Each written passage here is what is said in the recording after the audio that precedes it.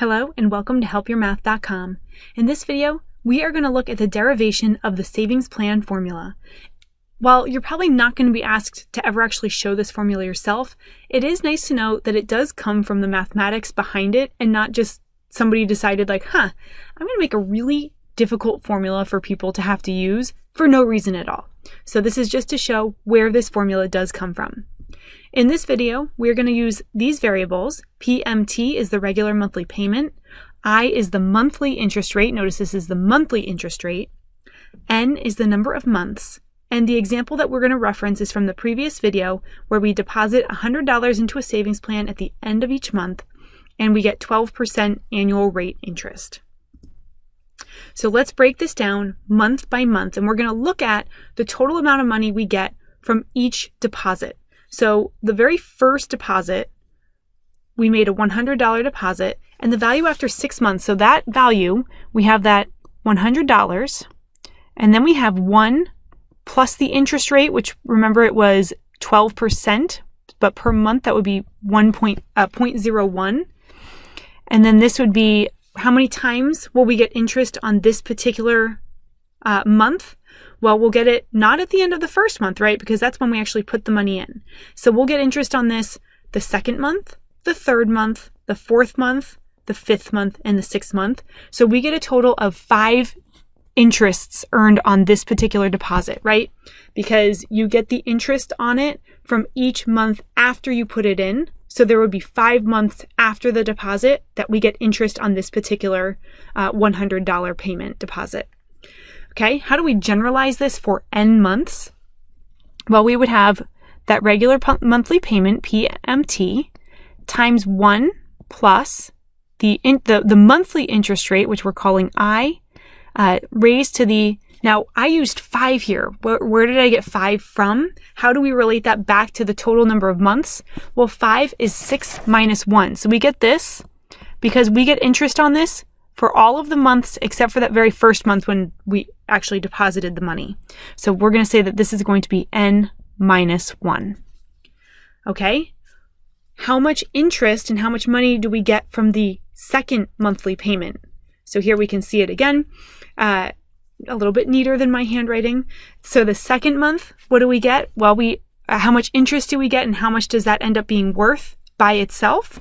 Well, again, the second month we deposit $100. So we're just talking about that one payment at the end of the second month for $100.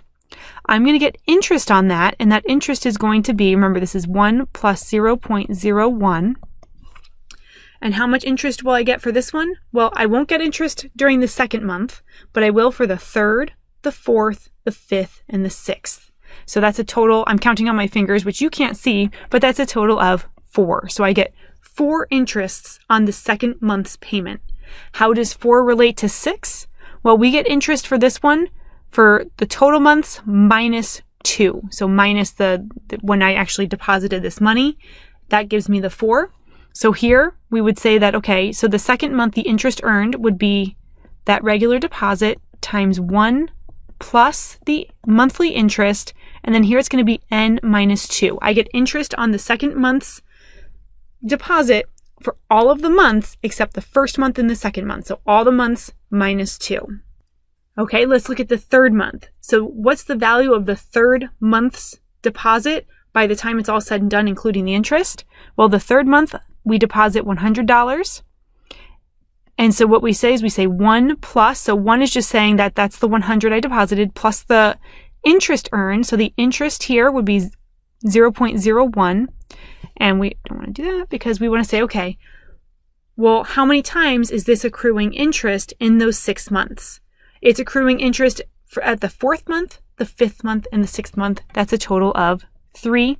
How do we get 3? Well, it was the total number of months minus how long it took me to deposit that money, 3 months.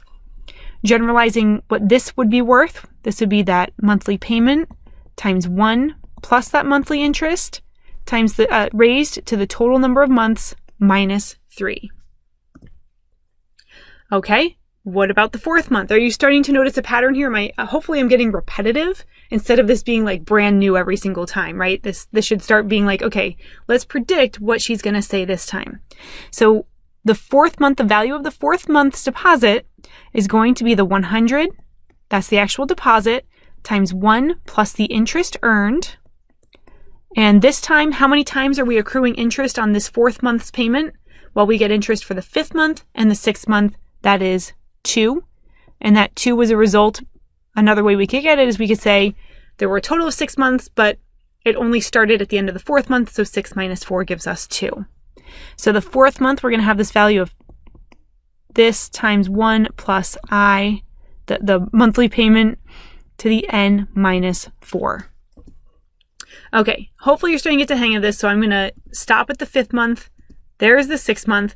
Now for the 6th month, you will notice something, how we can kind of simplify things, because here, what this would be is this would be 1 plus 0.01, but we're not actually getting any interest on the 6th month, right? Because we're at the end of the 6th month, you just put the $100 in there, so we get no interest on this. And anytime we raise something to the 0, that equals 1. So we have 100 times 1. So that 6th month, we would just get the $100 because there's no interest earned yet. And so here again, we can see this for that last, the final regular monthly payment is just going to be the regular monthly payment. So what do all of these things add up to? Here in the middle column, if you remember from that previous video, this is going to add up, if we add these all up, to $615.20. What about the right-hand column? And this is where it gets a little bit tricky because there is a lot going on. Okay, so we want to focus on the right-hand column, and we want to figure out how, when we add all of these, do we end up with this formula here?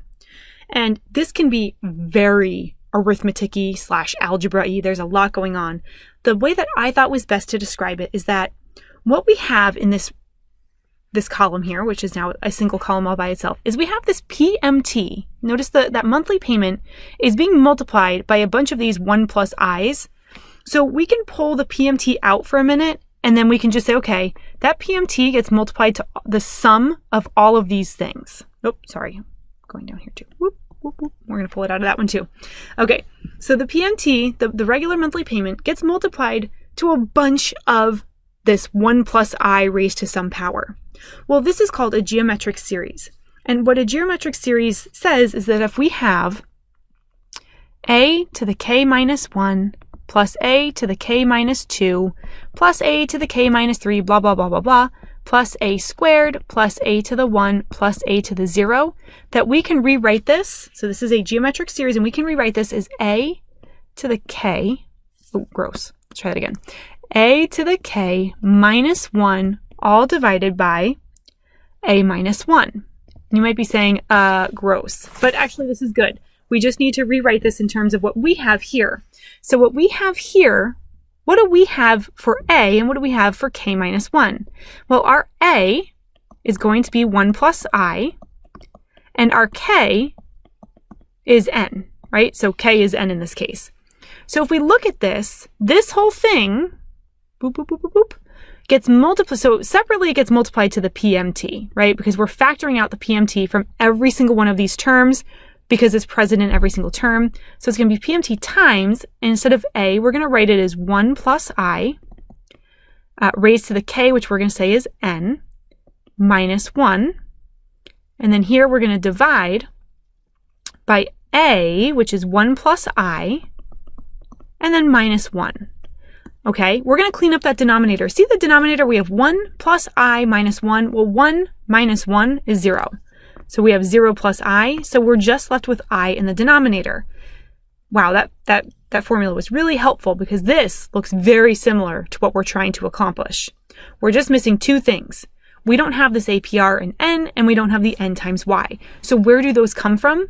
So remember what I was representing. I is representing the monthly interest. Well, the monthly interest, I, is the same thing as that APR divided by the number of months, where n is the lowercase n is the number of months. So we could replace I with APR over n, and then that big capital letter N, remember what that capital letter N was representing? That's representing the total number of months. Well, the total number of months would be the months in a year, the number of times we have a payment, times the number of years. So we can rewrite I as APR over N and big capital N as lowercase n times Y, where the APR is that percentage per year and N is the number of times you're putting money into this account. And then over here, Y is the number of years.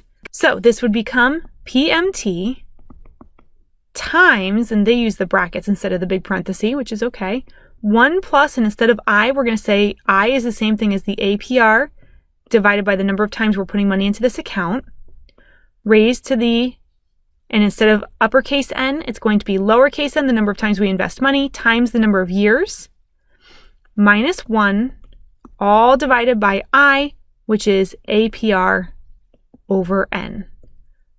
Wowie. So that's the derivation of the formula. Again, I don't expect this for you to be like, yeah, that totally 1000% makes sense, because this is tough stuff, but it is good to know that it's not just arbitrary, right? It's good to know it was derived soundly, it will work every time, and this is where we get this gorgeous formula from, where we've been doing examples and we'll continue to look at examples. Thank you so much for sticking it out with me and looking at the derivation of the savings plan formula.